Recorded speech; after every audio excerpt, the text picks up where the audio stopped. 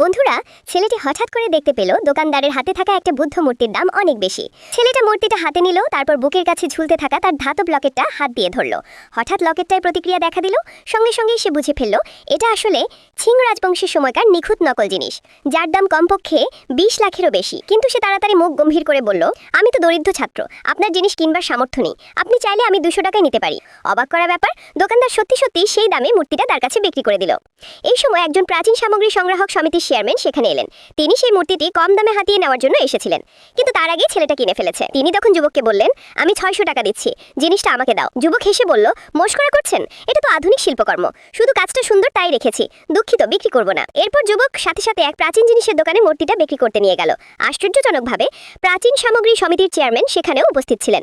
দোকানদার এক নজরেই বুঝে ফেললেন এটা ছিং রাজবংশের সময়কার নিখুঁত নকল অলংকার, যা খুবই বিরল এবং আসলে একটা দামি সম্পদ। তিনি সঙ্গে সঙ্গে যুবকের চোখের প্রশংসা করে বললেন, আমি 20 লাখে এটা কিনতে চাই।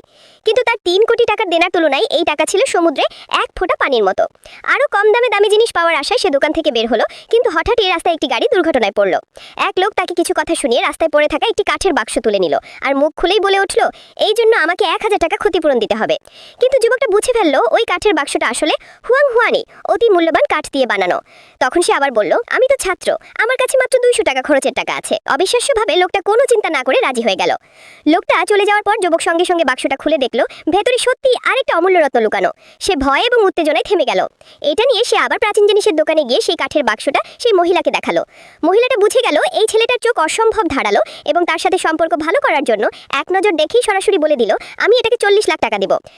ভাবলো এতেও তার ঋণ পরিশোধ হবে না, তাই সে আবার প্রাচীন জিনিসের খোঁজে বেরিয়ে গেল। সেখানে সে দেখতে পেল একজন দোকানদার বাথরুমে যাওয়ার সময় একটি চুলে মোড়া পুরনো বাক্স রেখে গেছে।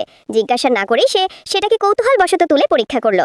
পরের মুহূর্তে বুকের লকেটটা হাত দিয়ে ধরতেই আবার প্রতিক্রিয়া দেখা দিল, এখানে আলাদা আছে, এটা তো সং রাজবংশের দুর্লভ বস্তু।